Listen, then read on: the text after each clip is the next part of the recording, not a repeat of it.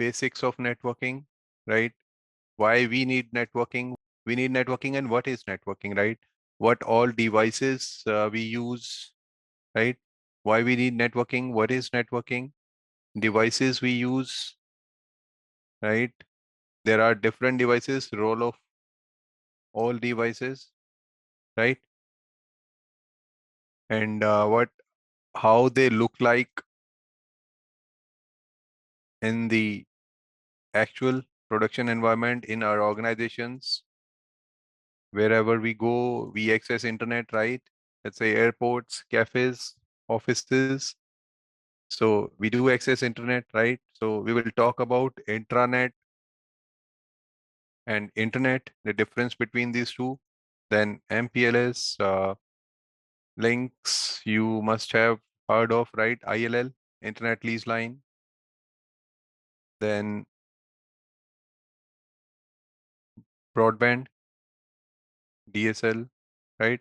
So all those basic things we will talk about. So what is networking? So I'll first quickly I would jot down how a network looks like when you talk about when you are sitting in your office, right? So I would simply draw one carrier cloud. It could be any carrier ISP providing MPLS and internet services. So it is good if you are aware about the MPLS and internet, how they work. Even if you don't worry, I would explain it. Okay. So this is just like I have just drawn ISP. So just like we have, if I take the example, Airtel. So Airtel have their point of presence, their routers placed across different locations globally. Okay. So like Airtel has one router in Delhi and then in Mumbai, then let's say New York, right? And let's say somewhere in Gulf, right? So what happens now? Why they? What is the advantage when Airtel sets up they set up their routers across different locations now? Whenever you, as an organization, part of any organization, whenever you have any office setup, let's suppose you are going to set up an office in Delhi, right? And one office in Mumbai. The usual way of connectivity, you can have one point-to-point link. You can buy one link from carrier, point-to-point link like this. You can set up your offices. Your offices are ready to talk to each other. These are the examples, circles. These are the examples of routers. Okay. So I'm simply drawing connectivity. It can be, these four are also routers placed at the Airtel office. And this Delhi office router is for, let's say, any client. It could be customer A. They have their site in Delhi and they have their site in Mumbai. So now the basic need for networks to work, what is a network? Network helps us to interconnect across different locations, right? So somehow networking is taking part, it is playing role even in this call, right? So you are sitting at your house, your office, whichever location, you are connected to Zoom meeting. So it is also some sort of networking, right? It is only possible using at least routers, at least switches. So routers, they work on layer 3 of OSI model. So don't worry, I'll go into theory as well of all these things shortly. Okay, just a high level overview. So for you to understand how your offices are currently set up, what is the role of router there? What is the role of switches? Okay, what is the role of WAN links there? Okay, so one option for two offices to connect is they can have direct link between them, but it is not efficient, right? Because so far we are only talking about two sites, one in Delhi, other is Mumbai. What if you have 1,000 sites, 500 sites? It is not optimal to have point-to-point links, right? For our 500 sites, what we propose, the best design is like you can deploy your CPE router, customer premises equipment, across different locations. And from there, you connect to ISPs via lease lines. What is a lease line? Leased line. So we are borrowing link from carrier. So we are connecting now WAN link. It can be Ethernet or it can be serial. Okay. Initially, in the previous days, these links used to be like ATM, frame relay, right? Now, almost everywhere we have Ethernet. Serial, ATM, frame relay, they were the legacy technologies, right? So now they are outdated. These are rarely being used now. Only Ethernet is now being used. It can be, and mostly it is gigabit Ethernet and 10 gigs. And as you know, it could be 40 gigs. There could be more bandwidth, right? So we borrow bandwidth, we borrow WAN link from carrier, right? At respective office. That office, it goes connect to 1 minute. I'll remove this point-to-point link. Okay. So I draw one router in Mumbai. So this is my office in Mumbai. I have placed one router there. I borrow connect one link from router to Airtel Mumbai router and Airtel Delhi router. Now, Delhi and Mumbai or Airtel, they are having their presence already globally. Anywhere we want to set up, we simply just need to connect one router. Just need to purchase a router and connect that router to Airtel point of presence or Airtel provider router. So on Airtel router, there could be multiple links towards multiple customers. So these are shared devices. These are shared routers. Now, why we need this? We have our users sitting in Delhi office. If let's say I have these three users, these are three PCs, if I assume, they are sitting in Delhi office, right? So the usual way to connect them via router is first, they would be connected to switches. From switch, they would be connected to router. Now, why we need switch in between? Because switch is designed to communicate towards the LAN optimally. Router is designed to communicate towards the WAN networks. Switch is designed to communicate optimally towards the LAN network. We can simply connect WAN link from switch to carrier router as well if we don't want to use router. In that case, it would be a layer 3 switch because I'll explain because there are two types of switches, layer 2 switch and layer 3 switch. Okay. So switch is designed to handle LAN side of the network and WAN routers, they are designed to handle WAN side of the network. Okay. So this is where the need of the router and switch comes in. Why we need a router? To interconnect different networks. For example, this is one network. This is second network. This is third network. So across providers using layer 3 IP addressing or routing, these routers can communicate to each other. Switch is not that much efficient to interconnect to the other sites. So switch is used for connectivity inside a site. Router is used for connectivity outside the site. Are we good with this? Yes, sir. Okay.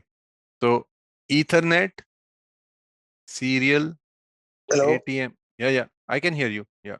Yeah, please. Thanks. So, how if I'm going to buy a switch, how would I identify whether this is layer 2 switch or layer 3 switch? Okay. So this is just like if you go buy a car, there are specifications, right? If you go buy a car, how do you identify if this is based on diesel, petrol, or electric, right? There are specifications.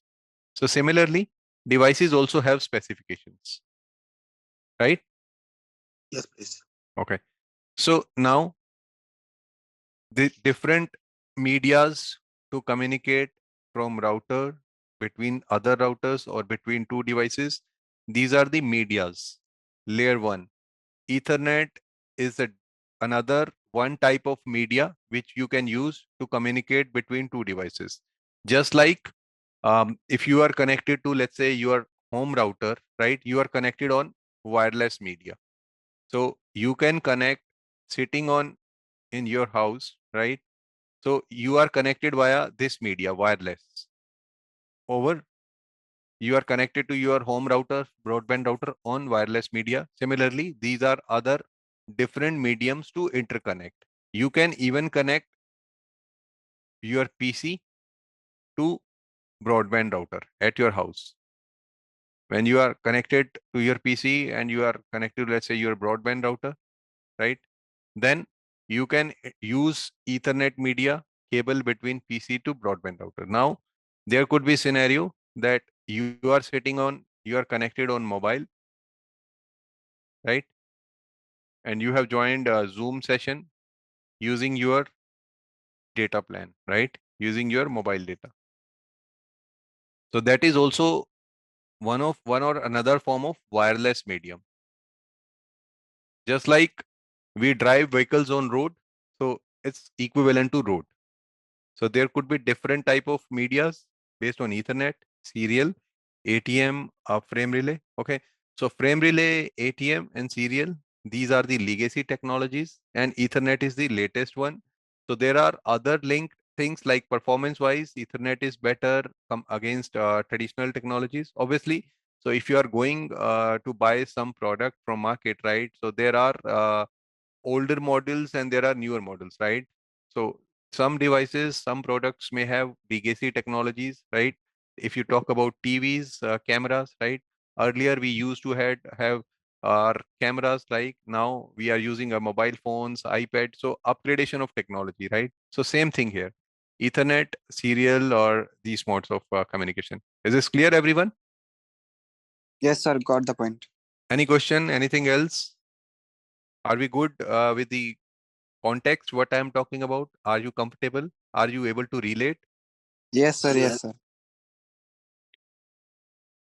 Okay, thanks. So this is what I was trying to explain, that how you are connected, I mean, to this meeting, or if you are working somewhere, how you are connected to your other offices. Okay.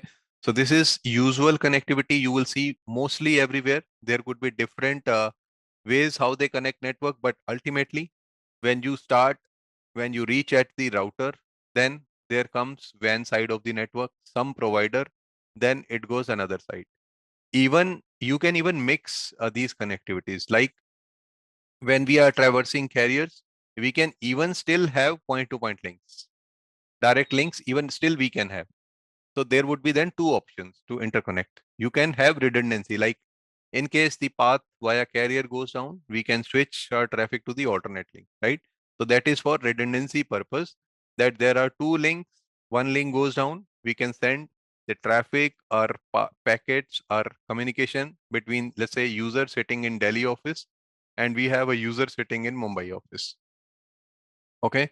So let's suppose this link, this path goes down, or if you are connected to your broadband router, broadband modem, if your mobile data, broadband modem, that link goes down, you are not having internet connectivity.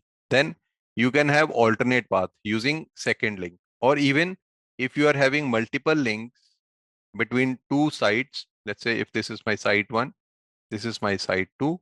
If we are connected via, let's say, MPLS path, or we have, let's say, LTE, broadband, etc., 4G link, we can even say that use all three links to communicate between site 1 and site 2, so that we utilized all available links. We do not keep idle or either of the links that we have purchased the link from carrier and we are not using it. To avoid that situation, to optimize our cost, our budget, right? Whatever we are spending. So we can utilize all the links, or we can conditionally utilize that I want to utilize my first and second link mainly, and third link I would keep as backup path. Okay. So now here comes the role of OSI model, TCP IP model, whatever you have heard of, right? VLANs, IP addressing router, everything would be utilized in this setup. How? IP addressing, if you could have heard of, we need some sort of addressing, right? The very simple example, everybody, if you have worked into networking, if you have studied, let's say, something into networks, so IP address is very similar to home address. If you want to send post to somewhere, right, then you need address. So what includes in the address? Let's say house number, then street number, right? then area, then let's say city, country, then postal code, right? So this is usually, I think everybody would have seen this way, like house number, street number, how address looks like, right? IP address, it also has similar things, right? So if I concatenate it like this,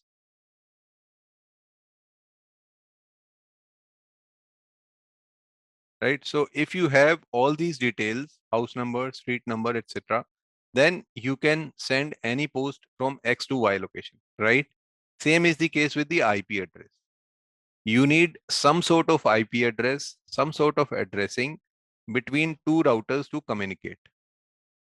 Now, this is my router in Delhi, router in Mumbai. How they would recognize each other, how they can, because we have router in the Gulf location, we have router in New York, right? How this Delhi device, how this Delhi router would identify that where I should send my traffic to. Or let's suppose user sitting in Delhi office, how this router would get to know. Router would get the request from this user. User will go to router via switch. It will tell this router that I want to reach to the user sitting in Mumbai office.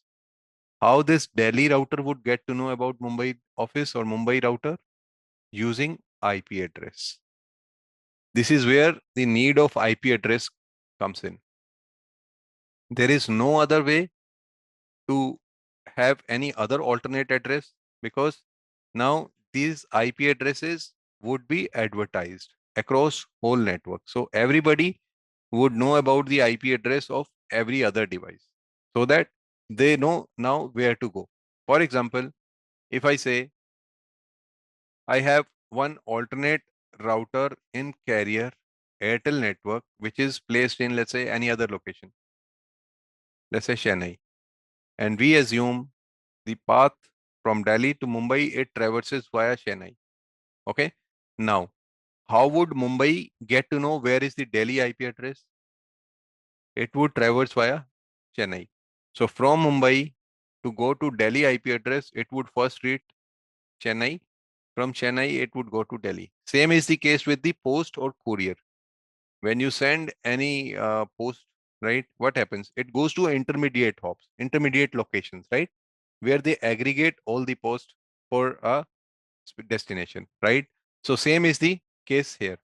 So we have users sitting here in the office. They can be connected via wired network, via a cable, which is LAN cable or Ethernet cable, RJ45 to the switch, or these users may be connected to access point in an office,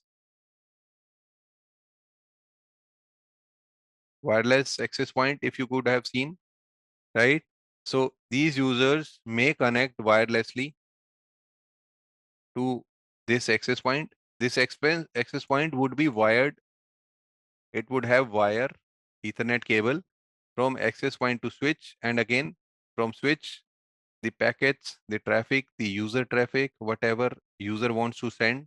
Let's suppose this user wants to share a file with the user sitting in Mumbai office. That file would be sent to access point. From there, it would go to access point to switch to router. From there, it would follow carrier path. This is how the flow looks like in the actual production environment. This is where you can relate your communication with your colleagues or peers in other location offices. Are we good? Yes, sir. Any Sir, question on this? I do have one question. Yes. Sir, when I visit the online market, right? So, Mm-hmm. uh, the price between the access point and the broadband router are huge difference. The access Yes. point is more expensive than the broadband router, sir. Why it is? Yes. So Although although the features of access point are available in broadband router, I see. scalability.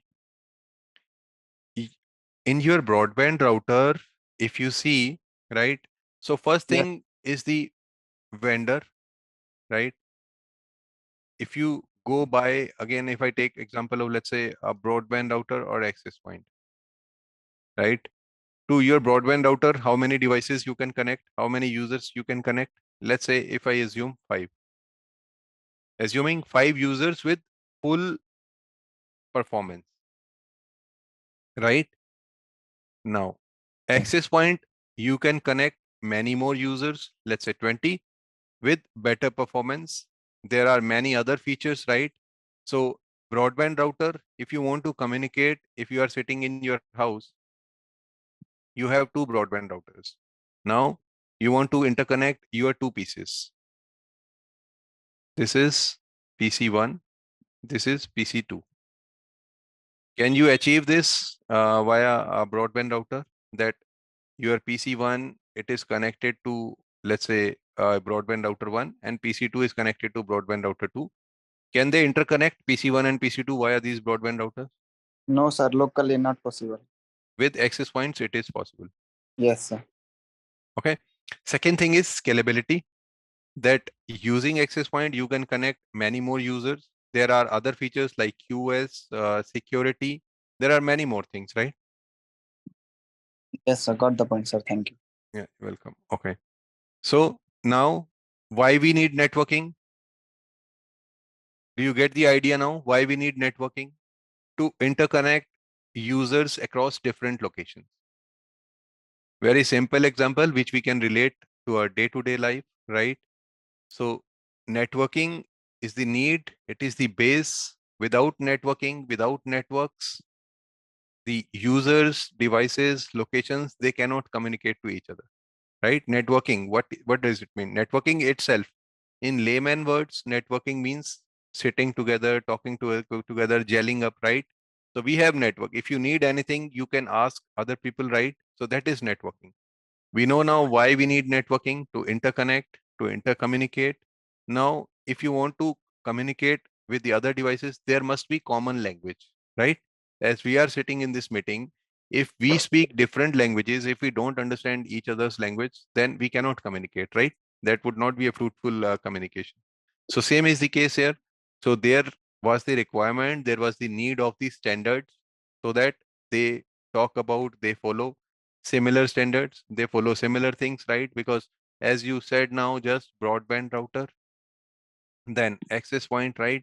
Now, what if a broadband router, it has something different in its technology, inbuilt chips, software, whatever is there, right? Broadband router 1,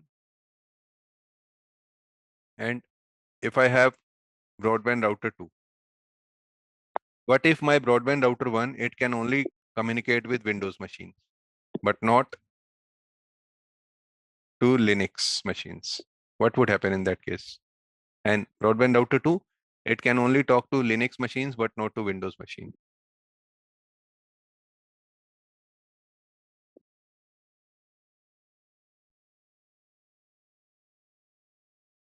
There would be big problems, right?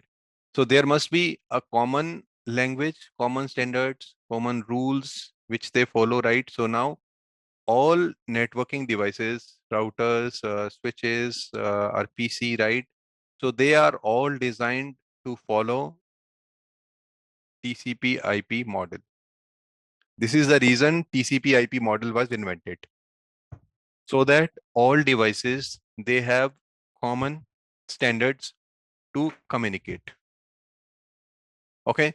So now what is TCP model or what is OSI model? Let's now quickly move on to our PowerPoint. I hope it is visible to everyone. Yes, sir. Okay, good. So these are the contents I have planned for this session. Basics, then models, then we will talk a bit about MAC addressing, IP addressing, what is MAC, what is VLAN, router switches, configuration, right? Okay. So OSI model is basically a layered architecture, the need of these common standards for devices to communicate,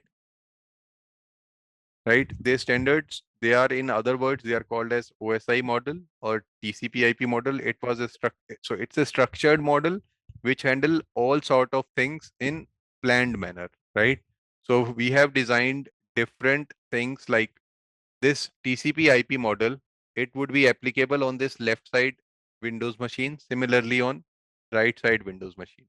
Whatever this user machine is sending to other side can decode whatever is being sent from left hand side based on these standards. Now, when we are sitting on our machine, when we are connected to our PC, right, we have, let's suppose, Ethernet cable, LAN cable, RJ45 cable plugged in. This cable would be going uplink towards our port switch, access switch in production environment in actual use case, right? Or even if we are sitting at our house, right? So we have certain medium. It is called as layer 1 in OSI model. So this is device on left hand side. Okay.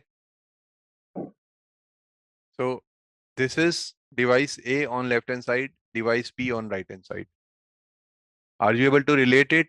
Device A sitting in Delhi office, device B sitting in Mumbai office. How they can communicate to each other based on these 7 layers. Layer 1 is physical layer where our medium, Ethernet, serial, ATM, etc. comes in. So this is layer 1.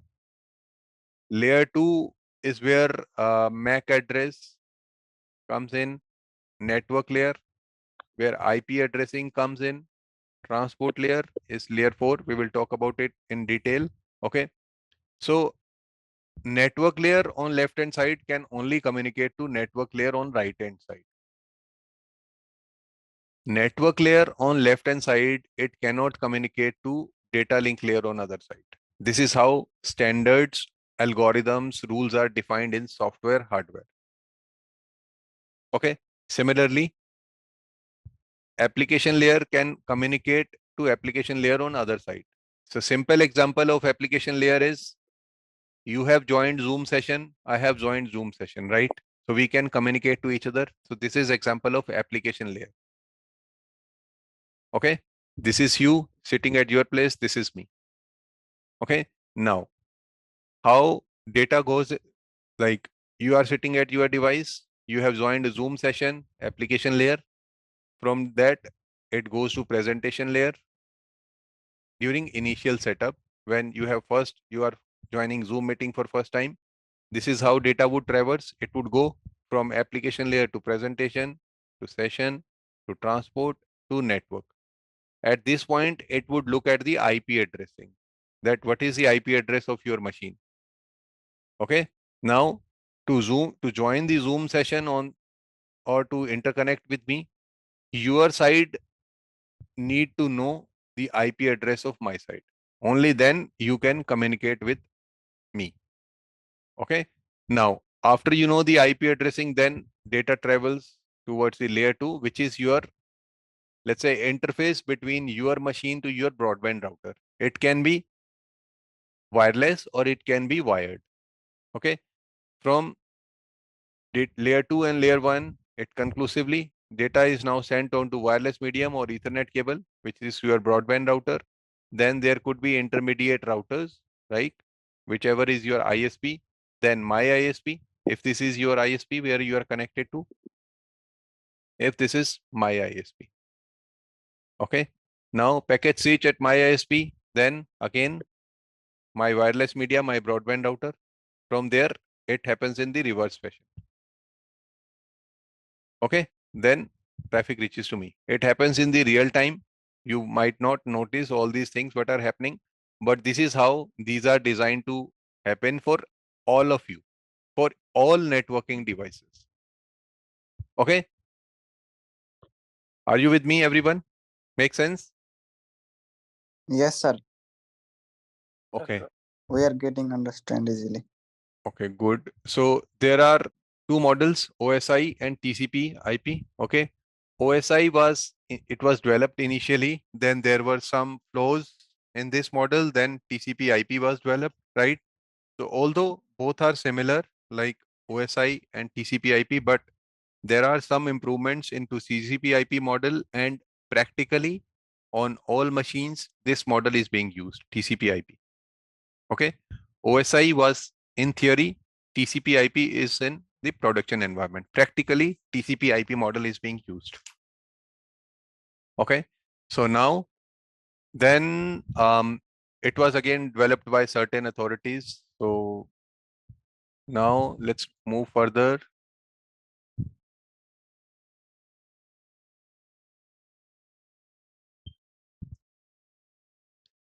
So this is how layer 2 MAC address, layer 2 frame, because the if you see here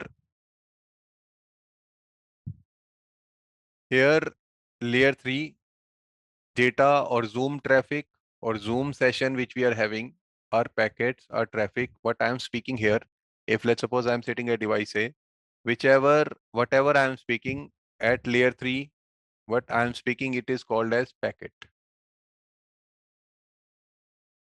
Generally, in networking, whenever you hear about packet, it means the actual traffic. In our example, what packet is, what traffic is, this screen which I'm sharing, what I'm speaking. Okay. So this is traffic, or these are also, it is also called as anonymously packet as well. So at layer 3, it is termed as packet. At layer 2, it is termed as frame. So here at layer 2, it is termed as frame. Okay. So both layer 3 and layer 2, they are having their own address format. Like on layer 3, the IP address format is IP packet, IP address, Internet Protocol address format. Okay. Here and at layer 2, it is MAC address, media access control. So they have their own sort of addressing type, so that peer to peer. So layer 3 address or network address, it is known to other side. But data link address, it is not known to other side. It is locally significant only. So network layer or IP address on layer 3, it is significant globally. And data link address, layer 2 address, it is significant locally only. In your laptop, it could be NIC address. This data link reference to your laptop is NIC. Okay. If you are connected to mobile, there must be receivers and transceivers, right? So transceivers on your mobile is the example of this data link layer. Okay. Now they should be similar on both sides. So data link layer, layer 2 address. So this is MAC address. Here we have IP address. So this is the example of frame, that when what I'm speaking, what I'm sharing at layer 2, at data link layer, how it looks like. This is the one example of, let's say, what I'm speaking. There could be multiple frames depending upon the size, right? Depending upon the packet size, because whatever I am speaking, it would be transformed into the packets at layer 3, right? We have seen that there are packets at layer 3, there are frames at layer 2. So whatever I am speaking, it would be transformed into the packets at layer 3. From layer 3, it would be transformed into frames at layer 2. So when what I am speaking, what I am sharing, when it is transformed into the frame structure, so this is the structure of frame. So this is preamble, destination address, destination MAC address. Okay. Source MAC address, type of the frame, CRC is the error check, right? So I do not want to confuse you by going in details of all this on a very high level, right? So MAC address or layer 2 address is in this format. Okay. So now in this example, let me clean it up.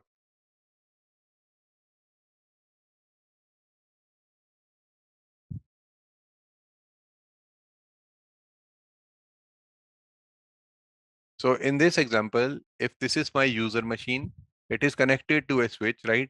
If this user machine, it has some IP address, right? Now to send the packets or traffic towards the switch, towards the router, it needs to know the, because when packet is here, if let's suppose I am sitting here behind a switch, I have joined Zoom session, right? I would have one layer 3 IP address. It can be, right? So if this is my IP address, and if your IP address, and if you're sitting in Mumbai, it could be, it can be this one, right? So now when I need to talk to you, whatever I'm speaking, sharing screen, it would be sent from this IP address of this machine to IP address of the user sitting in Mumbai. Okay. So this is source IP address. This is destination IP address for left hand side. Okay. Now to send this traffic to this data, to this screen sharing or what I'm speaking, I need to know the physical IP address, sorry, physical address, which is called as MAC address of this NIC, switch interface. Just like your PC, it would also have NIC in case you are connected, let's say wired, you have wire cable between your PC to switch, right? RJ45 or LAN cable. So your NIC, your machine would have one physical address, that is MAC address. All devices, all networking devices, they have this NIC address, physical address, because this IP address is logical. You can change it, right? But MAC address or layer 2 address, it is embedded onto the NIC, onto the port. It cannot be changed. Okay. So now this is the MAC address format, physical address format, because in this diagram, I have layer 3 IP address, which is logical IP address. This is not physical IP address. Okay. Now, physical IP address is on the interfaces itself. It is in the form of this hexadecimal 648-bit unicast address. So this is the example of MAC address. MAC address is media access control, full form. Okay.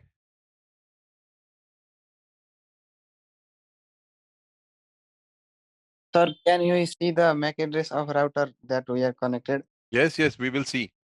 I'll show you. I have full-fledged lab for you if time permits. We will see. So this is the lab I have designed for today's session. Okay. We Okay, have MPLS router carrier here. These are my two offices, one in Delhi, other in London. So these are the two routers, switches, multiple switches and users sitting behind switches. Okay. okay, Yeah, okay, yeah. sir. Okay. Good.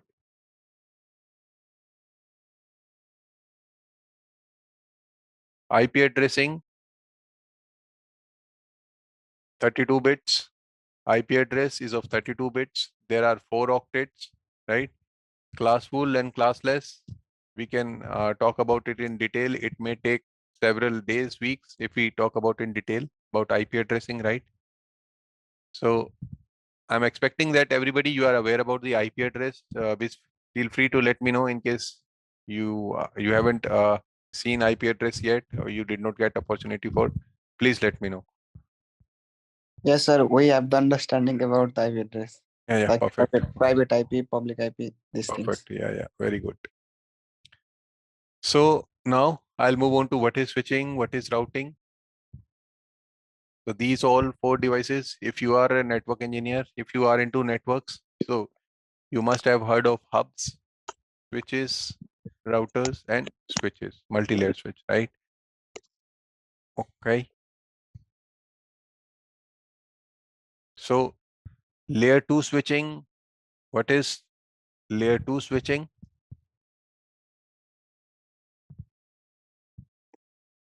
And layer 3, let's say routing. When we are on layer 3, it would be routing, right? When we are layer 2.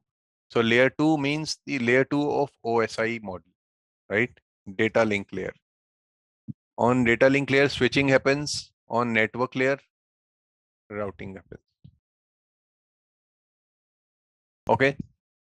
So now what is switching? What is routing? Switching is basically communicating across user machine to switches. This is usually called as switching. That we are switching the traffic, we are switching the data between two devices which are part of same LAN. Okay. Layer 3 or routing, when we say, you can simply relate it like if we have data, which we need to intercommunicate across different locations. Let's say if you have something in Delhi office that you need to communicate with something in Mumbai office. So there is the role of layer 3 routing. This is routing is happening here and switching is happening here. Okay. So now layer 2, when we are communicating in layer 2, we need to know the physical IP addresses, that is MAC address. If this PC, it has a physical address and also IP address, right? Similarly, I have IP address on other PC in same Delhi office, right? So they would have IP address, both different IP address, and along with IP address, they must know the physical address of the other device. At least the switch must know the physical address of other devices, because what this switch does, if this is a layer 3 switch, this switch would have a mapping of the physical address for PC1 to IP address of PC1. Okay. If this switch is layer 3 switch, we will come on in this in detail as well. Okay. If what is layer 3 switch and what is layer 2 switch? So layer 3 switch, it can see the IP addresses of hosts. Layer 2 switch, it cannot see the IP address of the host. If it cannot see the IP address, then how it would communicate, how it would relay the data between two user machines which are connected to same switch. If this is my switch, I have a PC connected here, I have a PC connected there as well. How they would communicate to each other?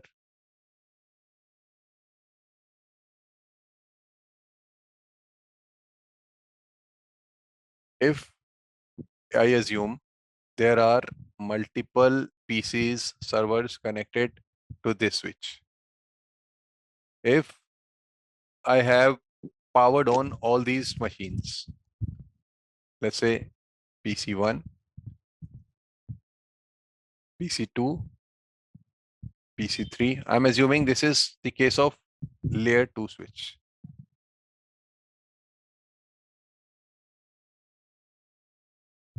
If there are 5 machines which are connected to this L2 switch, right?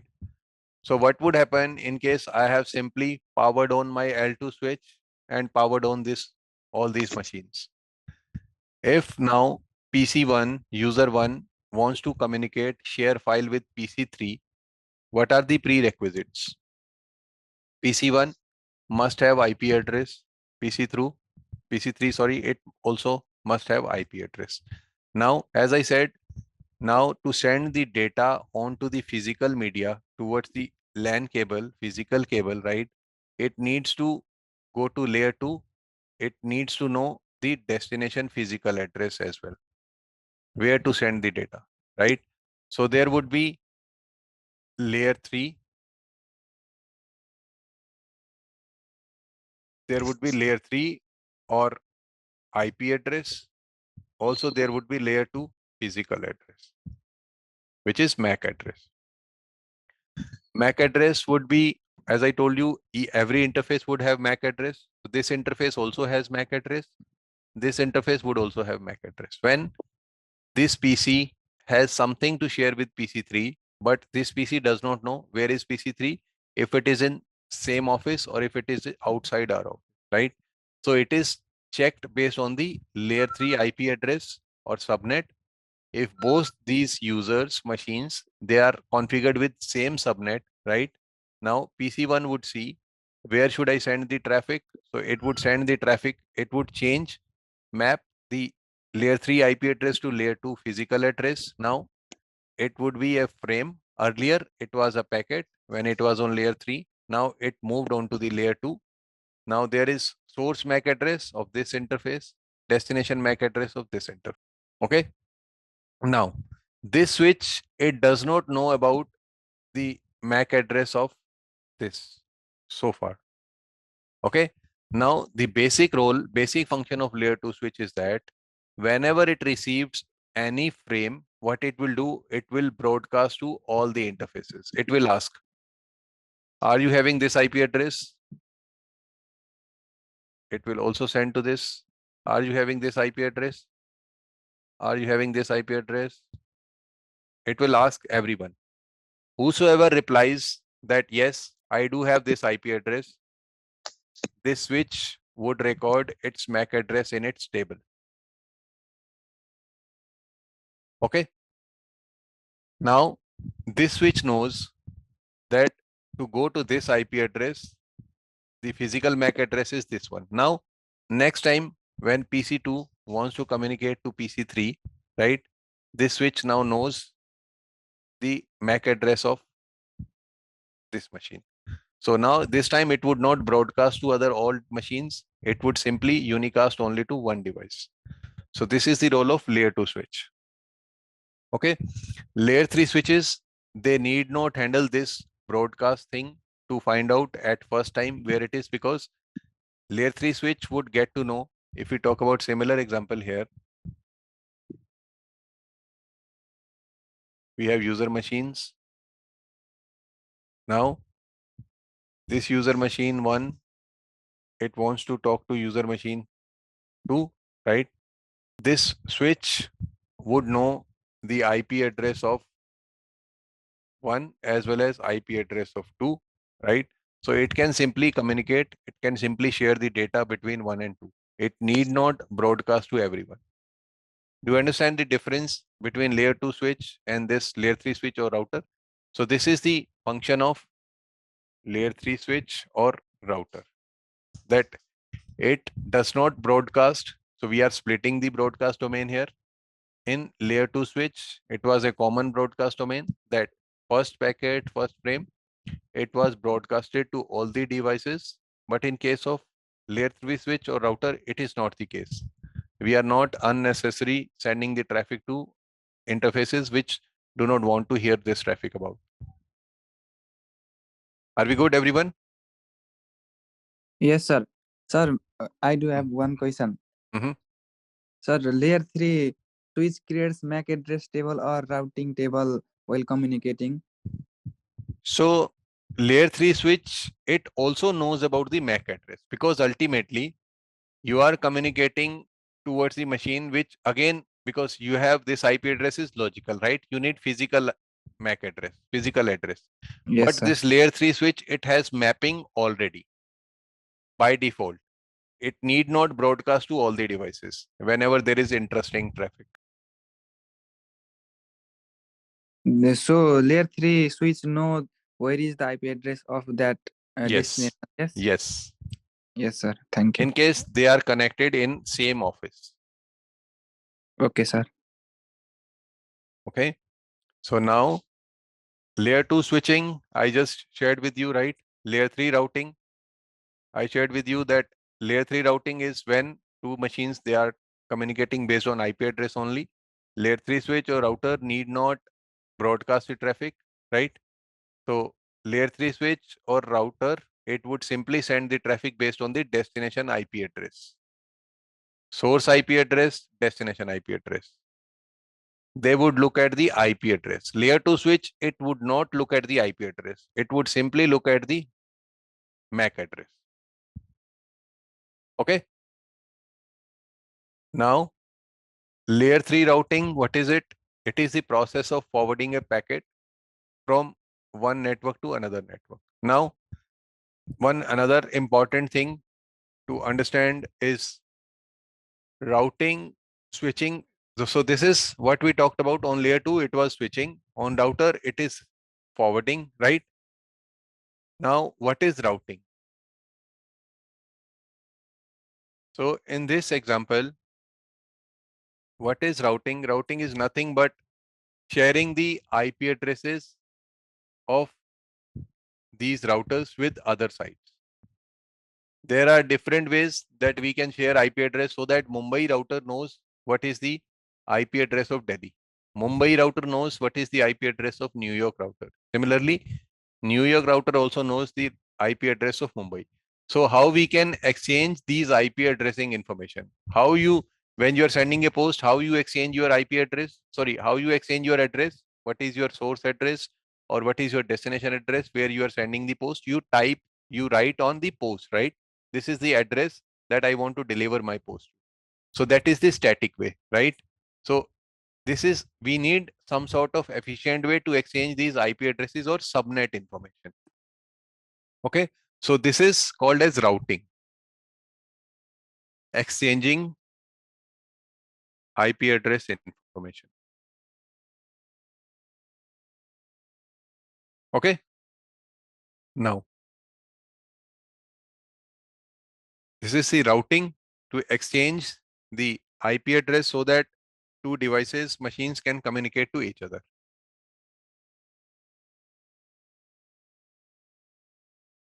So there are routing protocols which are used to exchange these information like BGP, OSPF, EHRP, RIP. There can be, we can use static routing. So that is, as name shows, it is very much static. And other are the dynamic protocols.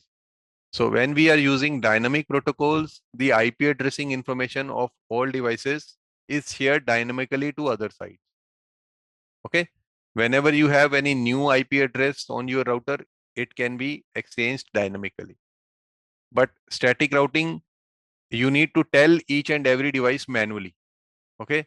So if you have IP address here, I'm simply write 1 as the IP address, although IP address format is different. If this Delhi router, it has IP address 2, 3, 4. Okay. Now, when I'm sitting on New York, if I check at the route table, I would get to know 1, 2, 3, 4 dynamically. Now, if I have another IP address in this Delhi office or another interface, which is let's say 10. Now, New York router would get to know about this IP address, this subnet 10 dynamically. You need not tell this New York router statically. If you use static routing, then you need to tell all these routers wherever you need to communicate these IP address statically. Okay.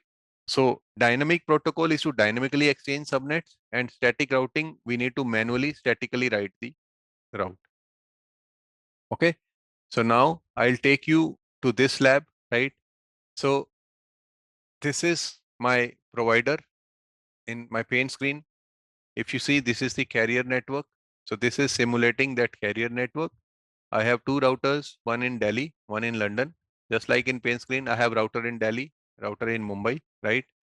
So these are two routers. I have core switch, two access switches.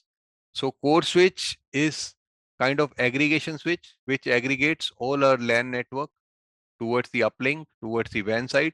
Access switches is the place where our user machines, servers, access points, all those LAN side devices are connected. Okay, everyone? Anything so far? No, sir. Clearly understand. Okay. So we have in this example, I have a PC sitting on the left hand side, PC sitting on right hand side, right? If these two PCs need to communicate, there there can be direct link. If we have point to point link, we can establish a wired link between them, dark fiber. Okay. But in this example, we are traversing the ISP. So packets would go, our traffic would go on PC1, OSI model would kick in, right? There would be application layer, any traffic. Let's say if on network layer, I am running ping from this PC1 to PC2, that ping traffic would go to this switch.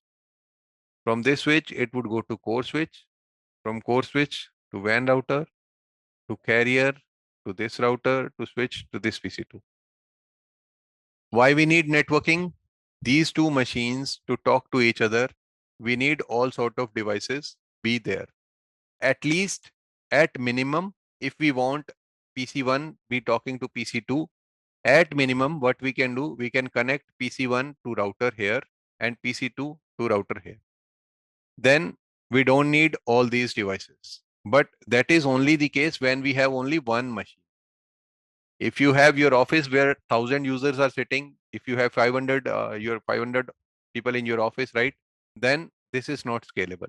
Then you need to come down to this topology, core switch or access switches. Okay. Are we good, everyone? Yes, sir.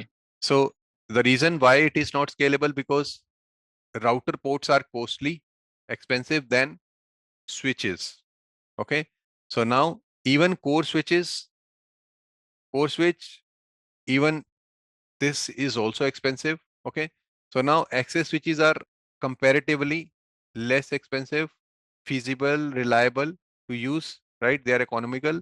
If you want to connect, let's say 500 users, 50 may be connected to this switch, 50 to this switch, then we can deploy another switch. You can connect another 50 users, right? Or for all these users, their traffic, whatever file they are sharing, it would go to core switch, to WAN router. Okay. Now, there can be different ways how these devices communicate. Let's say this user, I said it is connected by wired media. If you see these lines, these are equivalent of Ethernet lines, Ethernet media. You can assume in this lab, this access switch port 0/2, it is connected to Ethernet 0 port of this machine. Okay. Now, PC1, everybody, you are aware how we can configure IP address on PC? Yes, sir. Yes. Everyone, any doubt, please let me know.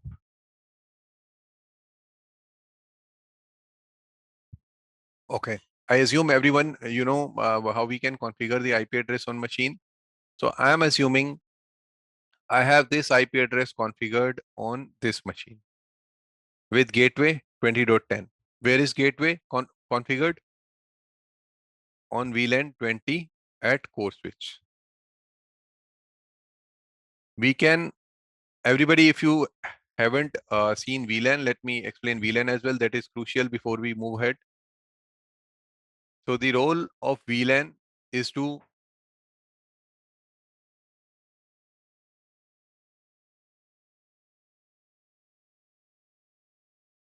why we need VLAN? If we have a layer 2 switch or layer 3 switch, so layer 2 switch, it does not look up in the IP address, right? It does not do IP lookup. It simply forwards the frame based on the MAC address, right? So if we have users here, now you have a server for finance department in your office, which you don't want that other users, PC1 and PC2, you don't want that PC1 or PC2 should be able to connect to these servers because of the, let's say, regulatory things or usual behaviors or whatever you say, right? If you want that your PC1 and PC2 should not communicate to finance servers, however, people of the finance department, if they are sitting here, PC3, PC4, they should be able to access this server because that finance server, it has sensitive information. So what we can do, we can configure, because otherwise it would be a common broadcast domain. PC1 has any traffic, it can go to finance server, right? We can configure one VLAN on this interface, let's say VLAN 200 for that finance server.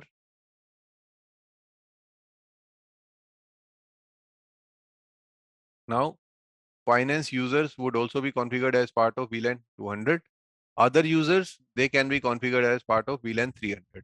Now, whosoever is sitting in VLAN 300, they would not be able to communicate with VLAN 200 by default. Unless administrator allows, there is now security, there is now kind of firewall that VLAN 300 users, they cannot communicate with finance servers. So it is to reduce the broadcast domain as well. Now, in case there is traffic coming in from VLAN 300 from PC1 that needs to go to PC2 for first time, now VLAN 300 interface, it would not layer 2 switch, it would not broadcast the packets to VLAN 200 interfaces. Why?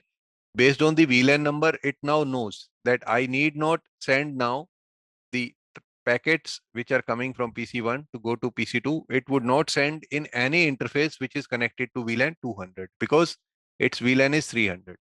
So it would only broadcast this query for PC1 to go to PC2 only to the interfaces. This is the interface of the switch. the switches which are configured with the own VLAN 300. It would not broadcast to VLAN 200. So sole purpose is to reduce the broadcast traffic.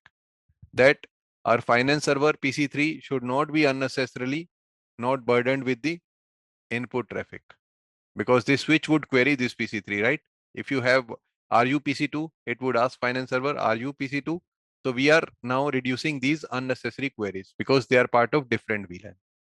Do you understand the concept of VLAN? Yes, sir. To create multiple different network within the same Yes. switch. Yes. Okay. So now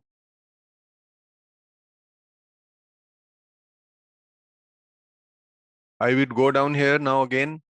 These interfaces I have configured gigabit 01 as part of VLAN 200, 0/2 part of VLAN 300. Now 0/1, the whatever is the traffic coming in on this switch destined for VLAN 200, it would not be unnecessarily queried towards VLAN 300 interface. Okay.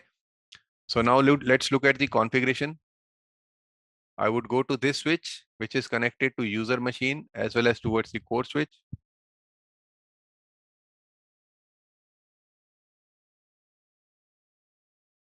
I have this interface gigabit 0/0. It is going towards uplink. This gigabit 0/0, it is going towards the uplink towards the core switch. Okay, I have configured it as trunk port. Everybody, are you aware about trunk and the access port? Yes, sir. Yes, sir. Yes, sir. So access port is for one user, for one host. Trunk port is for multiple hosts. Like this PC1 is one host, it is connected via access port. And we have multiple hosts in different VLANs. To send their traffic, we need multiple VLANs, and multiple VLANs can be passed across trunk port. So trunk port only allows to send the data for multiple VLANs. Access port allows only one VLAN. Okay. So now gigabit 0/0 is my interface going towards core switch. Let's see what is the configuration. So show run interface 0/0 is the command to see the configuration on this interface, right? Description. So it should be a trunk port, right? Because I need to pass the VLANs 200 and 300. So I would, the command to negate the configuration of the interface, default interface would remove all these configuration lines at once. Instead of negating each configuration line one by one, I can simply say default. Now, even in the configuration mode, you can see the configuration based on by typing keyword do. Do show run. Yes. Yes, sir, but there is a Giga 0/0 is showing access mode. So 0/1. It is 0/1. But 0/0 is a trunk port. Yes. So There. this is what we will be configuring now. I just removed the configuration or gigabit 0/0. I would Okay. configure it now. Okay. We need to go to configure. So usually in short, we write config T. However, its full form is configure terminal. When we want to go to config mode to change some configuration, to add or remove configuration. Okay. Interface. We doing question mark, we can see whatever are the options available. What are the interfaces? My interface is gigabit 0/0. There is description I can write to WAN, let's say to core switch. Then switch port mode trunk. This is the way how we tell the interface that you are trunk port. Okay. Switch port mode access and trunk.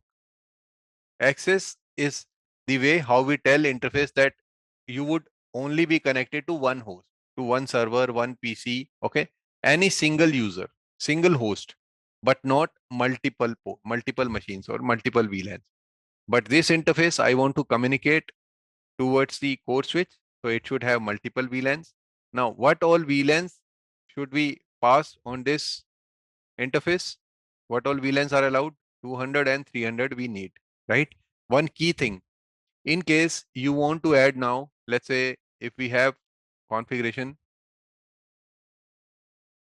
this is the interface I have on the interface configuration towards the core switch on access switch now. Just remember, in case you want to add any new VLAN in production environment, switch port trunk allowed VLAN. What if I do here? I simply add a new VLAN 100. What will happen? Can someone tell me? I want to add a new VLAN, additional. I want to add one additional VLAN. 200 and 300, they are already there. What if I add this 100 VLAN? Now what will happen? VLAN 10 will be able to communicate with VLAN 200 and 300. So now, right? So 200 and 300 are removed. Do you see what we have done? Unintentionally, we have removed the VLAN 200 and 300 by overriding VLAN 100. So the correct configuration would be, let me first add. In case I have these VLANs existing and I want to add one more VLAN, I need to add keyword 100. Sorry, add. Okay, add keyword is very crucial. Remember in production environments, because I have seen people making network down. There were 200 VLANs passed on this interface, 200 VLANs working, right? When we added this VLAN without add keyword, it created impact. It made all 100 VLANs down. Now to add one additional VLAN, we need to do this command VLAN add. Let's see now how configuration looks like. We have existing VLANs retained along with new additional VLAN. That's right. Right? So now let's write, we write configuration right so that when device is power cycled, this configuration is not lost. Do remember to write the configuration every time you make any change. Save the configuration. Okay. Now we have configured gigabit 0/0 towards the core switch. Now 0/1 is facing PC1, right? It should be part of access VLAN.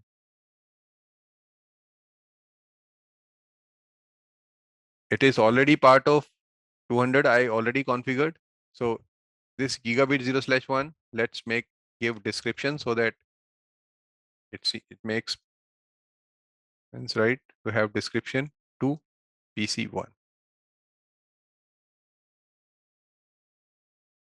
Now my PC1 is connected to access port, switch port mode access. Access port is for host port, right? Host machines in VLAN 200.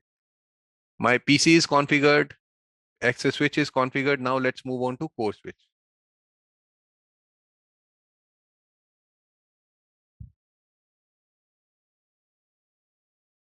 Now I would move on to the core switch.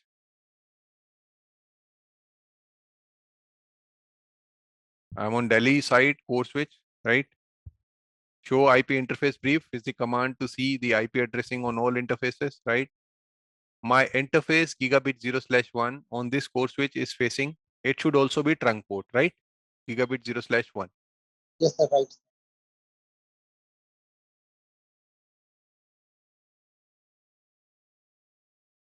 Okay. So it is configured with trunk port. Now, better to allow specific VLANs. Switch port trunk allowed VLAN. Because this is new port, so I am doing it without add keyword. We have 200 and 300 now allowed. So we have synchronized both interfaces. Now they can authenticate that I also allow 200, 300. This interface also allow 200 and 300 VLAN. Now I need to configure here SVIs, switched virtual interfaces.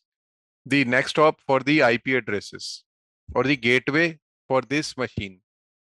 We need some sort of layer 3 gateway, right? Since this is a layer 2 switch, it cannot have IP address. This is my layer 3 switch. So the gateway, I have 20.1 on PC, 20.10 I will configure here on gateway. It would be configured on VLAN 200, a virtual interface. SVI, it is called as switched virtual interface. Why virtual? To save the physical ports.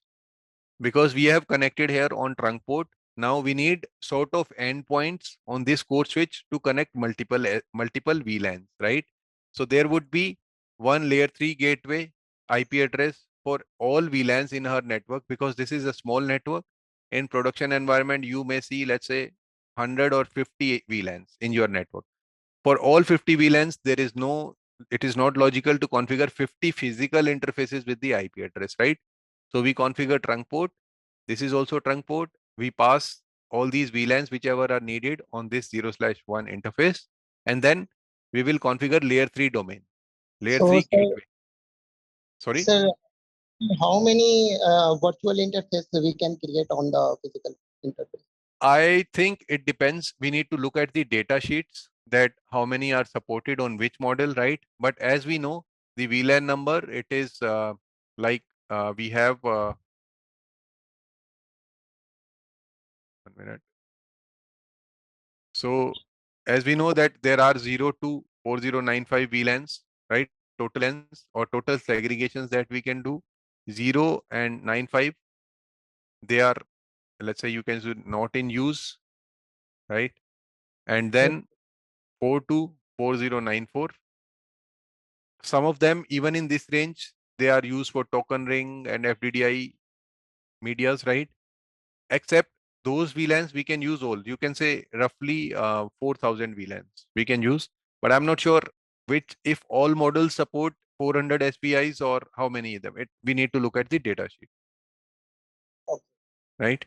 But obviously, that would not be a scalable or efficient network if you even need to configure 500 SPIs, right? There must be alternate designs to counter that. Logical is, even if, let's say, if you want to, if you have requirement to configure 10 or 20 SPIs, that is only logical. Okay. Okay. So virtual interface we are creating more. We can face the CPU high utilization. Yes. Yes. This is what my point is. In case Uh, you burden the device with unnecessary configuration, obviously CPU would go high, right? yeah. Okay. So now, are you clear with the purpose? See, it is very important to understand why we are configuring SVIs. What is SVI?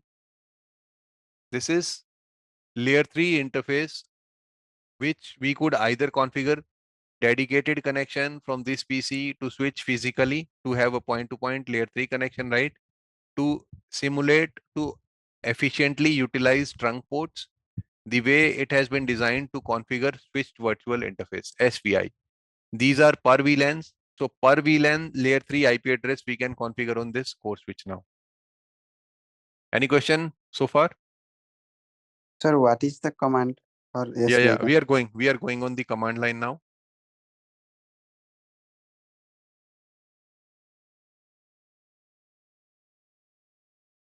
So this interface VLAN 200 is the command. This is SVI, switched virtual interface. Here I have configured the IP address 20.10/24, right? This is subnet mask. And on this machine, I have IP address 20.1. Okay, so let's see. But this VLAN 200 is down. Let's see why it is so. Show VLAN is the command to see what all VLANs are configured on your device and what all interfaces are linked with which VLAN. Okay, show VLAN, or you can use the command show interface trunk to see all trunk ports on your device. So I already configured this 0/1 with trunk port. Let's see why it is not showing as the trunk port. Switch port mode trunk.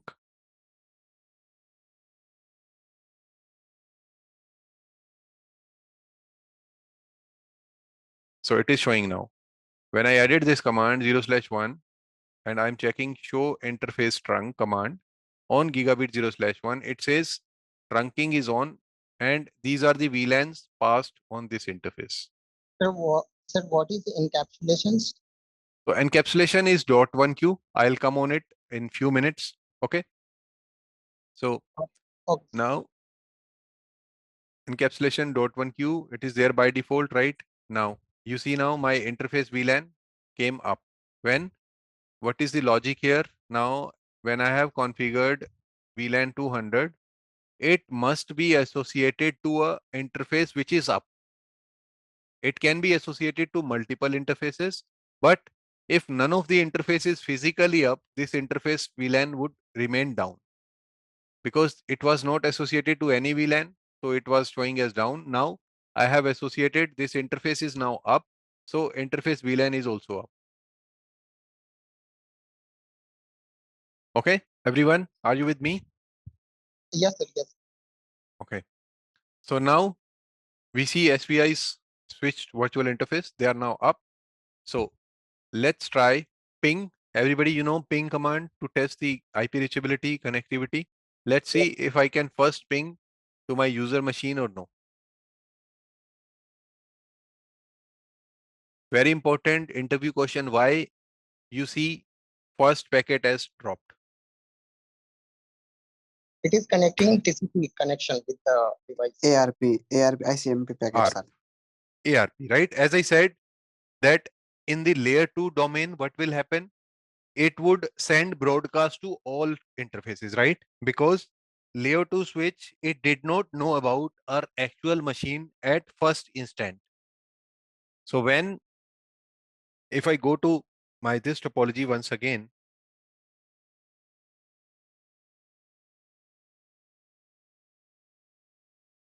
I think I removed that, right? So if I say this is my, oh, sorry, let's go to that topology here. What I'm doing here, I am sitting on this SVI interface on this core switch. I am pinging this machine IP address. When, what happened? When packet started at layer 3 from this core switch, this is layer 2 switch, right?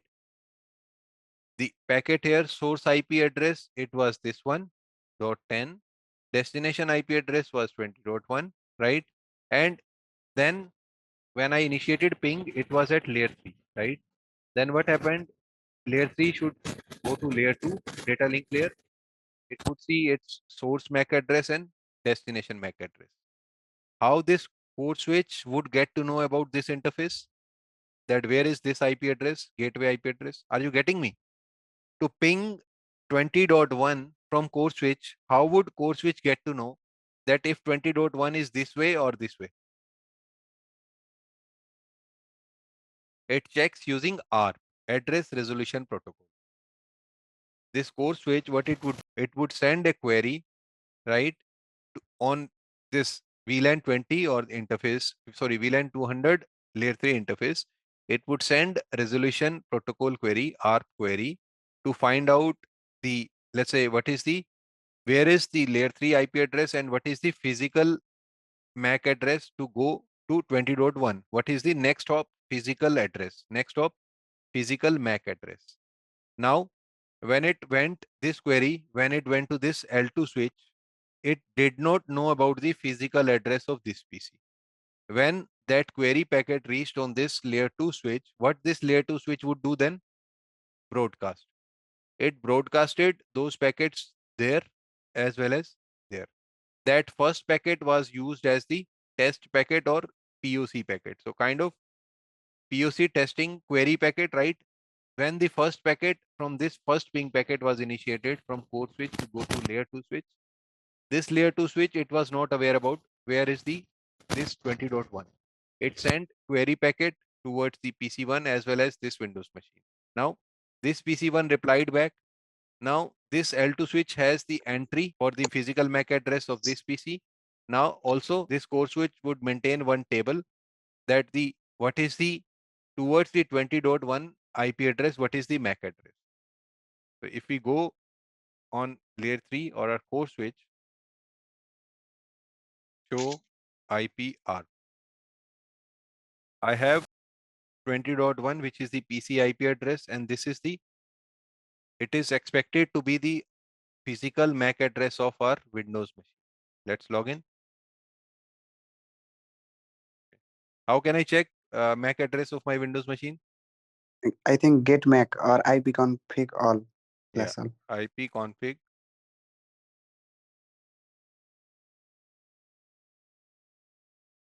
This is the, where is the MAC address? This one. You see physical address 503500. If I go here, 503500. So it knows the physical address of the PC now. I can, in certain situations, you need to clear this entry. in case there is any change in the network. Clear IPRP is the command. Now it refreshed because it is still same, right? So this is the role of layer 2 switch or broadcast, or if you say unicast, right? Difference between layer 2 switch. Layer 2 switch now did the lookup on behalf of core switch. Core switch has IP address of source, IP address of destination, but this layer 2 switch, it would not have the IP address. If we go here,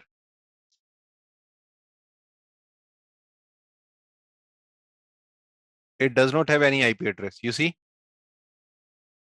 But we can configure IP address on layer 2 switch, because this is also one another interview question. Interviewers usually ask, if it is a layer 2 switch, can we configure IP address on this? Yes, we can configure. This is how we manage the device, right? Even if it is a layer 2 switch, it needs IP address to log into that device, right? Yes, sir. So layer 3 switch, layer 2 switch. Right now is the turn. We can ping. We have connectivity between the core switch till the PC. Right? Now turn to go to core switch towards the router.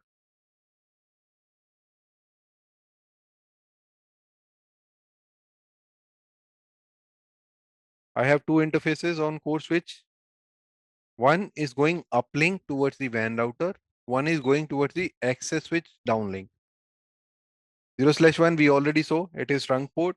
Now let's see the configuration on the uplink. I have configured this IP address, core switch. Now let's go to the router.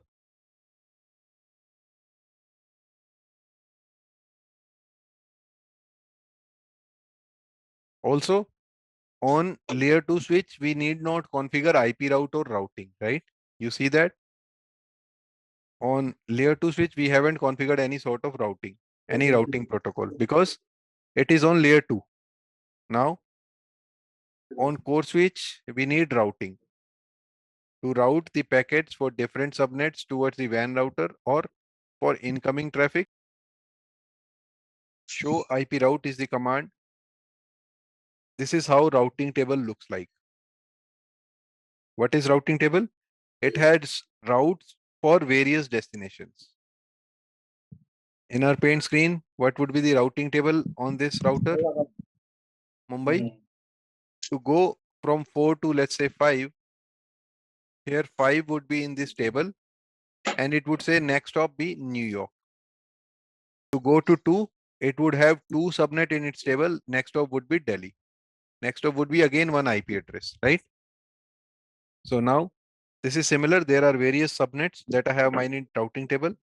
It is a static default route, connected route, local subnet, local IP address, right? Or these are the all possible options. That if route is connected route, if it is a connected interface, we have configured a static route.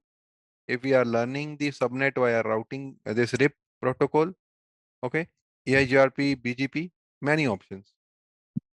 Let's see if a router is there now.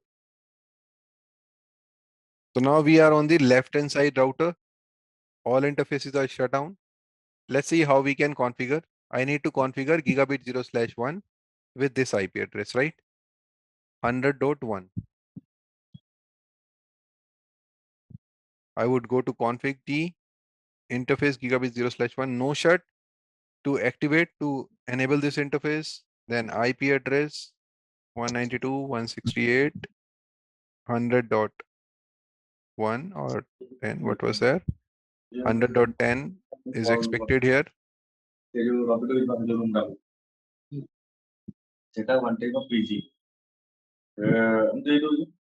It says duplicate IP address. Let's see where is the duplicate IP address. It might be on. Okay. So on here we have 10.100.1. Sorry, I can't. Somebody is speaking.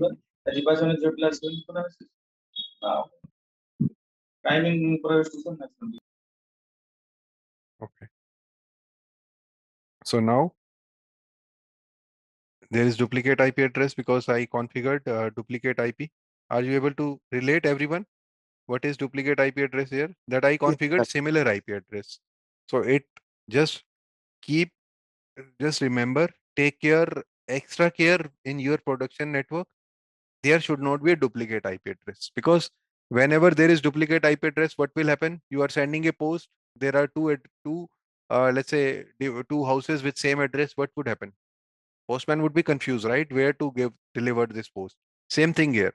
So our packets would be interrupted. Our actual production traffic would be interrupted. Users would have issues in case of production duplicate IP address, right? Now I'm sitting on this router. I have configured 100.1 on this interface. On this interface, my gateway would be towards the uplink, right? Towards the core switch. Sorry, towards the ISP carrier. So show run pipe include, show run is the command to see the configuration of the device, running configuration, right? There are many lines. If you want to filter any specific output, you can use various things here. Like you can say begin, show run and show me the output which begins with interface. So it would show now the configuration of the device. It started with interface. If I say show running configuration and filter include interface keyword, in whichever configuration line it would see interface keyword, it would show those lines.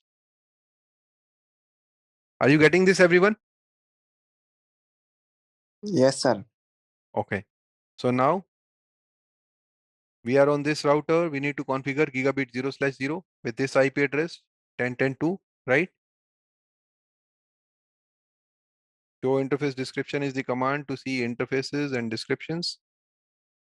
I need to first no shut the interface. Then I would put description to WAN IP address 252/30 is the subnet mask that I'm using here. Now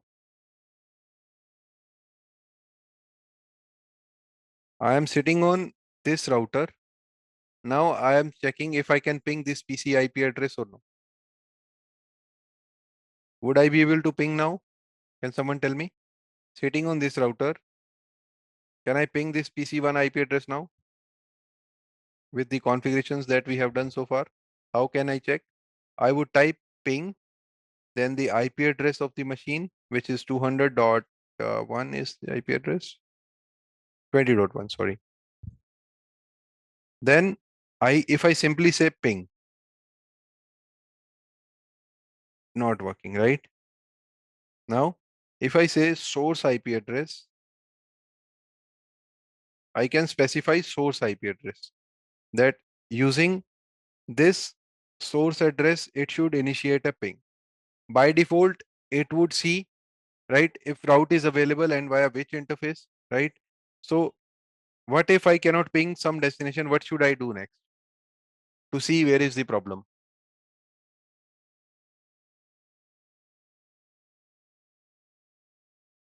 We should trace route. Trace route is the utility to see till where our packet, our post has been delivered and where it is getting dropped.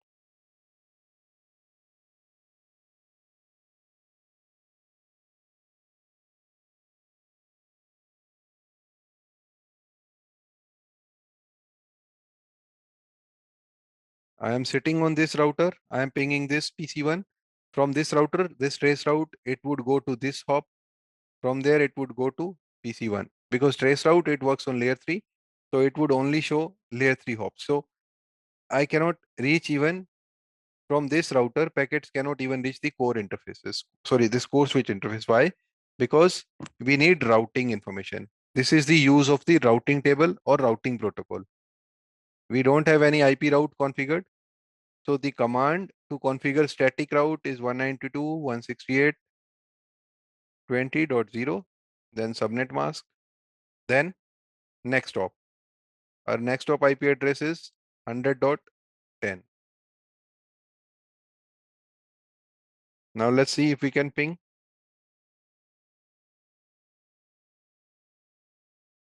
We can ping now. Because the routing was missing. We need to add the route. We need to tell that if you want to send a post to any IP address, where is the route, right? So this is the way that we can add a static route in the routing table. We are telling the router that you have anything to send to this subnet, then send it to next hop IP address of 100.10. Meaning we are telling to router, if you have anything to send to this subnet, send towards the core switch. Core switch now, it has the reachability. It knows about this PC1 via ARP, right? Are you with me, everyone? Yes, sir. Yes, sir. Okay, trace route. Now let's see. Now since ping is working, these devices can ping to each other. Now let's see what trace route shows. It would show the layer 3 hops which it traversed to go to PC.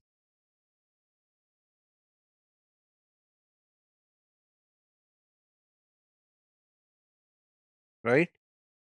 It first went to 100.10, which is our core switch. From there, it went to PC. This is the PC IP address. Right? Now, various other things on the router that we can configure. Show IP interface brief is the command to see the IP addresses. Show IP route to see the routing table, right? If you have seen, like, have you tried login to the routers? Whenever we log into the router, we use these lines. There can be a console connection to the router. If this is my router, I need to log into this router. What are the different ways? I can use console port, which is usually used by field engineers or a local login. There is a console port dedicated to login locally to the device. Console is kind of local login. Okay. You need not have any IP address on the device. Like, sorry, whenever you are logging from remote, if you don't have reachability, then console connection helps in. Also, initial configuration on the router. Whenever you have new router purchased, you need to do the basic stuff, right? That you can log in via console and configure that device, right? Then there is VTY line. Just like console, there are VTY lines, terminal lines. These are used remotely to log into the device remotely. Okay. On this VTY line, we can say that only SSH is permit, but telnet is not allowed. Okay. We can even define access list. Everybody, you are aware about access list? That we can define in access list that these are the source IP addresses only allowed to telnet or SSH to the device remotely. So this is line VTY 0 to 4. There are 5 lines available. 5 users can log in max with this configuration. 6 user would be having connection refuse. Okay. Then we can configure local username and the password, that which would be used. Let's say username, password, Cisco. Now anybody who would log in onto this router remotely, if router would prompt for username and password, this username and password can be used. This is called as local login. We can even link this authentication with TACAX server. Then what will happen in case any user is trying to log into this device would send request, redirect that login request to a remote authentication server, which is Radius or TACAX server. Let's suppose I am a user sitting somewhere. I have remote reachability to this router. I want to log into this router. I would land on this VTY line. First, access list would be checked. If I am allowed to log in, if access list permitted, SSH or telnet is permitted or no. Then this router would go to TACAX server to verify my credentials, which username and password I try to input. If that TACAX server says I am allowed to log in, it would get a response from TACAX server, just allow this user in. Then only I can log into the device. We have various ways that when we say that if TACAX login fails, then local login should be allowed. We can create these fallbacks as well. We can say that if TACAX is denied, local user should not be, local login should not be allowed. Okay. So this is how we can log into the device. There are various other commands on the router, like show clock if you want to see the time, if you want to specifically set the time, right? We can see using dir command. We can see in our flash what are all files. If you want to upgrade your router to a new iOS, you can download the iOS on the device using FTP. Sorry, we can download newer iOS on the router using FTP or TFTP or SCP, right? There are various ways where that we can copy new iOS to the router. We can activate that new iOS on the router. We can reboot the router. Uh, we can just simply type here reboot, but we cannot power down the device remotely. Do you understand the difference between reboot and power down? Everyone? No, sir. What? So when you reboot your laptop, what happens? Restart. All the configuration save but not delete. Yes. So if your laptop, just like your Windows machine, your PC, laptop, whatever are you using, let's say your mobile phone, if you restart, what happens? If you reboot, it powers First, down and power up again, right? yes, yes. And power down is simply powering down, not powering up again. You understand the difference now? Yes, sir.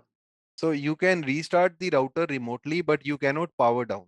You cannot say router that now you are powering off and you cannot power up again. You cannot do this remotely. It can only be done locally by this pressing down the power button. Okay. Now various routing protocols like we have BGP, OSPF, RIP. You must have heard about, right? So Sir, two sir, sir, mhm. what is the use of auxiliary port? Auxiliary port is equivalent to, you can say, similar to console port. Auxiliary port is for certain connections. Let's say if you want to have, it is one of the way of the out of band connection. So these console port and auxiliary port, they are called as out of band connection. Certain modems or connectivity type, they need auxiliary port. But on certain routers, you won't see even auxiliary port now. Okay. Okay, sir. Just to So access the console, the yes, auxiliary kind port of is also used. out of band. Yes. So Okay. in band is your connection via your WAN link. Out of band is not using your WAN or the LAN link, right? It is out of band. It is not using your WAN or LAN interface. It is a separate connection. But in Okay, band, sir. when you say that can use your LAN or WAN interface, right? So now, if I go there now, I go to this router and carrier router. We expect BGP to be configured between these two routers to exchange the routing information. How can we configure BGP? If I go to this router, the command to configure BGP, config the router. After router, we can configure BGP, EIGRP, ISIS. So there are many protocols that we can configure. The syntax is starting keyword router, then BGP. If I want to configure BGP routing protocol, autonomous system number. This is one number that we must configure on all the routers where we want to configure BGP. Okay. So this is locally significant as well as globally also significant. It has high importance. This autonomous system number, they are just like private IP address and public IP address. AS numbers, autonomous system in short form, it is called as AS. AS numbers are also private and public. Okay. So let's say 1 to BGPS number 1264511, they are public AS numbers because any ISP, let's say level 3, they have their own dedicated BGP AS number. These AS numbers you can see in the route information. Okay. Now 64512 to 65535, these are the private AS numbers, just like private IP addresses. Okay. Now, if I go here, router BGP, how can I specify that what should be by neighbor to which I want to configure this BGP session? Neighbor, first let's check the IP address of the neighbor. I have this IP address 10.10.2 on my this device and 10.10.1 is the carrier device, right? Config T, router BGP. neighbor, remote AS. I need to specify the AS number on the other device as well. If it is same, then it is called as IBGP, internal BGP. If it is different, then it is called as external BGP, eBGP. So usually what IBGP means that you are configuring BGP within your own set of devices, which are in your own parameter. You are owner of those devices. Meaning, if you are trying to configure BGP between your LAN devices, let's suppose if you want to configure BGP here, you can use same AS number 65,000 on both.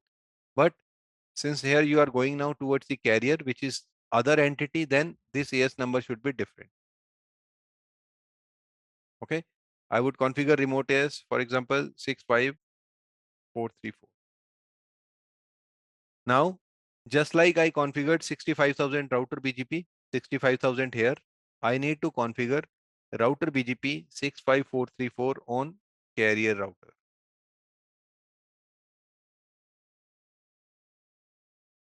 This is my MPLS router. I don't have any BGP configured. It says BGP not active. Now, I would configure router BGP 65434. Just like I configured there, just like I configured router BGP here, I configured there as well 65434. I am on this router once again, this one. It is usually called as CE or CPE, customer premises equipment.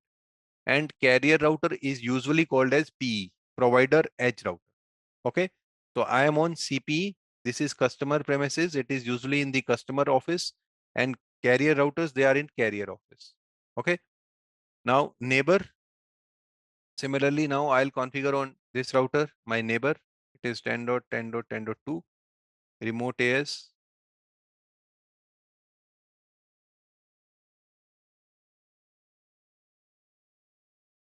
So you see, BGP neighbor up.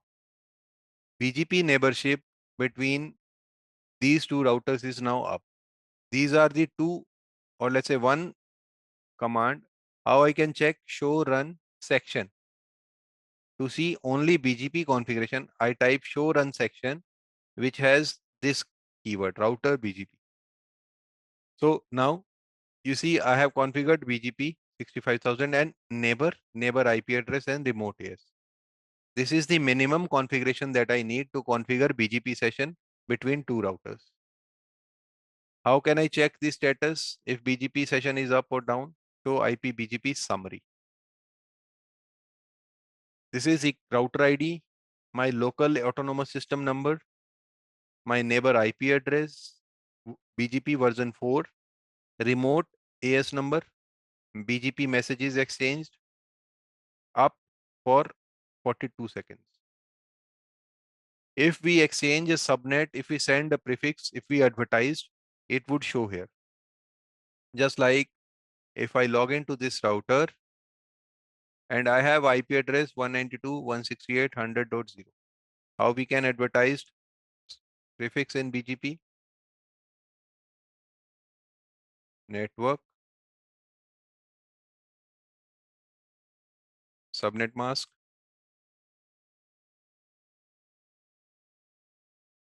Now, how can we check if this subnet is being advertised towards the neighbor or no? It shows received prefix count. On other side, it should show 1.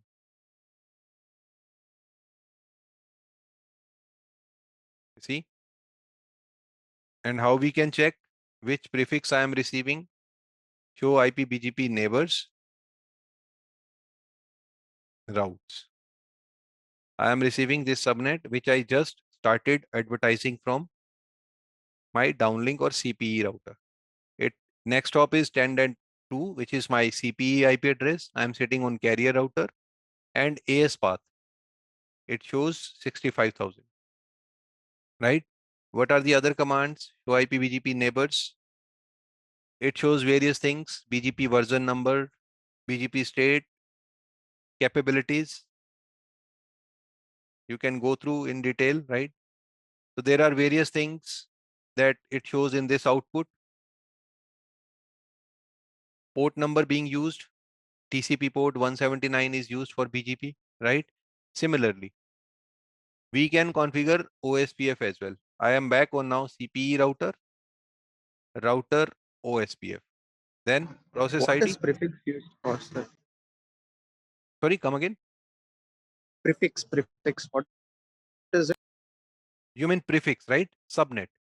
Yes. Subnet. So subnet is just like this 192.168.20.0/24. It is a subnet. How would to let other sites? Sir, Okay. how many routing protocol we can use on single router? All possible routers or all possible protocols you can configure on a router. Okay. Now, Okay. for this PC2 on London side, that user sitting in London side to communicate to PC1 on Sir, Delhi side, if there is a BGP flap, how to check if it is internal flap or external flap? I'll tell you. Yeah, I'll come on to your question just after this, right? Answering this. So somebody asked about what is a subnet, right? So PC2 it has IP address configured. PC1 it has IP address configured, right? Now PC2 if it wants to ping to PC1, how it would get to know about PC1? It would send traffic to its gateway, which is 16.10. But this is now my router. Router needs to know about all remote subnets, all remote prefixes or IP addresses of the machine. This IP address, we are cascading, we are advertising via BGP session here. In BGP session, what we are saying that 192.168.20.1 is sitting behind me. This is what we are telling to this router. This is we are doing via BGP. Why we use BGP? Because BGP is we can scale to carry 10 lakh routes as well. Other protocols like OSPF, EIGRP, they cannot scale to these large number of routes. Clear for subnet? Yes, sir. Yes. Okay, good. So when you were asking, like somebody asked how we can check if it's our IBGP or EBGP flapping, right? So based on the neighbor IP address. So if I have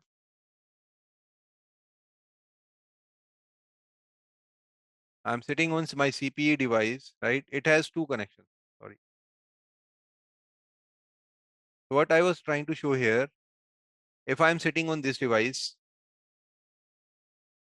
right? I have two BGP sessions, one towards the carrier, which is eBGP, one towards the core switch, which is IBGP, because they are part of same organization, right? So now when you will see BGP session flapping, you can run the command show log or show IP BGP summary. If we need to find out the IP address of the neighbor, that the BGP session to which neighbor is flapping. If it is our internal neighbor, then that would be IBGP. If it is our external neighbor, then it is EBGP. Does that answers your question? Can you repeat again? Sure. So on this router, if I'm sitting on this router, this is my CPE, right? Here I have AS number 65,000, right? So I have, let's suppose if I have configured two BGP sessions on this CP, one towards my core switch, one towards my carrier router, right? So carrier router, it is part of different entity, so it would be a different autonomous system number. So it would be a eBGP session. When I have configured my BGP session towards same autonomous system number, it is IBGP. So IBGP towards the LAN, eBGP towards the WAN. Now, if I check my this device, show IP BGP summary command, it would show me two lines, two neighbors. So we will check the IP address. What is the IP address for which BGP session is flapping, neighbor IP address.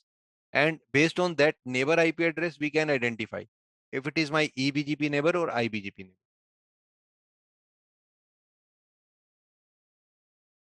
Okay. Yes, sir. So another way is like can we differentiate with through the AS numbers? Of course. But when you will see BGP neighbor session flapping, you won't see AS number there. It will only show you IP address. When you have IP address which neighbor is flapping, then you can relate with autonomous system number. But first you need to look at the IP address. Got it. Thank you. Welcome. Now, how we can configure OSPF, router, OSPF, and then process ID. It is locally significant, unlike BGP AS number. So BGP AS number is globally, it has global importance. OSPF process ID, it is locally significant. Okay. It is not advertised to the other routers. Other routers don't know about your this process ID. Okay.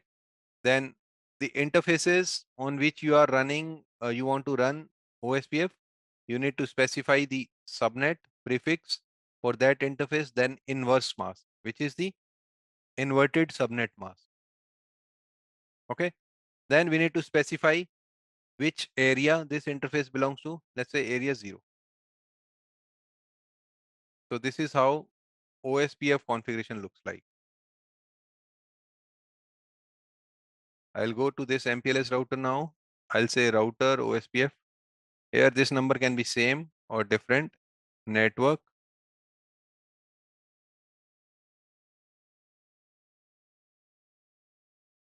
So 10.10 is my interface, which is configured towards the CPE router. On this segment, I have configured OSPF now. Earlier, I configured BGP. Now I am configuring OSPF.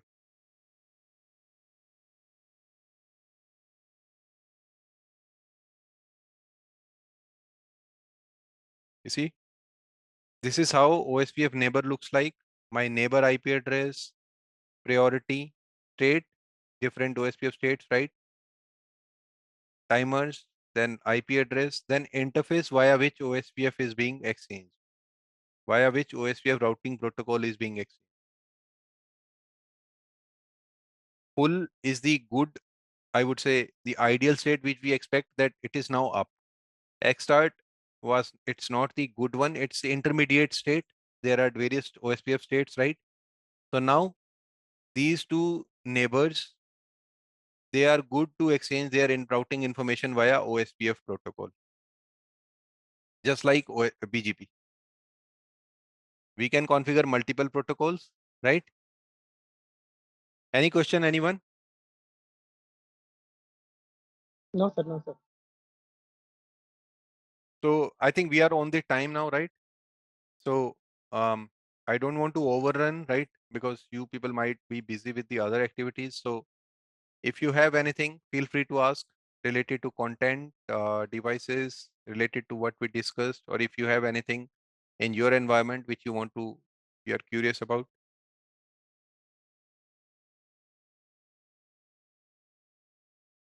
Sir, I May I know have like one confusion, sir. Hello. Yes, Yes, one sir. at a I time. have I have Please. one confusion, sir. Sir, Mhm. how can I configure multiple protocol on single router Okay. like BGP and OSPF? How only at a time both are run?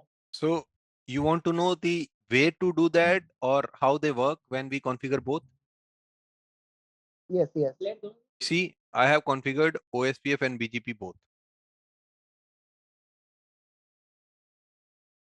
yes. Okay. It may be work at a time prioritization? both are. Sorry, come again. It may be work at a time both Yes, and the BGP. yes. You see, I have configured static routing as well. Static, BGP, OSPF, all three are configured. Okay, okay. Yes, Got somebody it. else. I think you were saying What? something. Yeah, like what is the prioritization of those the protocol? So static route, it has best priority out of OSPF and BGP. BGP, because as you know, there is administrative distance number which defines the priority. So static route, it has AD1, which is the best. Then BGP, eBGP, it has 20. OSPF, it has 110. So if I have same route configured via static route, it would be preferred than BGP, then OSPF. But manually also it can be changed, right? Like Changed, yes. prioritization We can be can changed. change. For static routes also we can change. For BGP routes also we can change. Okay, that is what you have mentioned, like OSPF 30. No, this is the process number. This is not the prioritization number. This is Okay. process ID, just like AS number.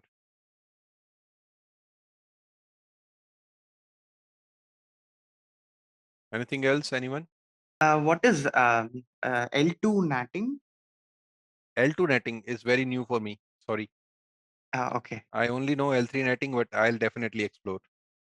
sure. Thank you. Welcome. Sir, how can I copy paste multiple command in EBNG, sir? You mean in when you say EVNG, or you said EVNG, right? Yes, sir. So between different tabs, you are saying? And yes, sir. Or we can just copy from Notepad and paste in the EBNG terminal or console. How can? On EVNG, I also don't know. If I want to paste command from Notepad to this terminal, I cannot do that. I don't know Okay. if it's me who does not know if it's really blocked. I mean, Okay, if you sir. really cannot do. And in real environment, can We we can do, do sir? that. Yes, yes, we can do that. In real environment, there is no problem. How, sir? Just CTRL plus Copy C and or paste. Yes, yes, yes. oh, okay, Control sir. C, Control V. Yes. Okay, sir. You can just right click on the router when you have anything you have copied to clipboard. So you can simply right click on the mouse, it would paste. Okay, sir. I But understand. always take extra care while copy paste, because if you are pasting to your production environment use case, always take extra care, right? So just always first paste in Notepad to see what you want to paste is really being pasted, right? On production environment, take extra care to try one example, test paste into the Notepad. Copy from wherever you want to copy. First try paste in Notepad to see if it is correctly being pasted, right?